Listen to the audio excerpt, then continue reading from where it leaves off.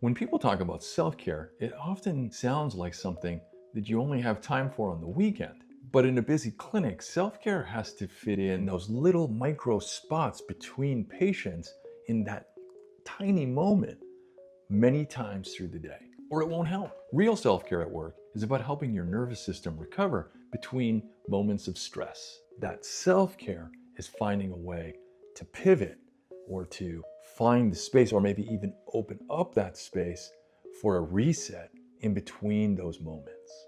Stress lives in the body, so relief has to reach the body too. Ask yourself, where am I holding tension right now? Neck, arms, is it in my low back? And then release that spot.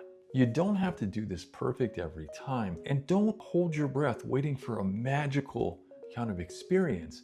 What's important here is consistently carving out the space, even in these small amounts of time that you have, to focus on your need to get centered and to get grounded and to release tension that's building up, one patient to the next, one interaction or a stressful interaction after the other. Gotta have an outlet for that, an off-ramp. And it's gotta be simple, it's gotta be something you can do right when you need it, and in a way that other people don't notice. You might have 5 people checking in at the desk, the phone's ringing off the hook, you're short-staffed, and you need that space. You need to be able to find that space because no one's gonna hand it to you. Gotta be 15 seconds, 20 seconds, 30 seconds. Find that and use it. Self-care isn't about adding more to your plate.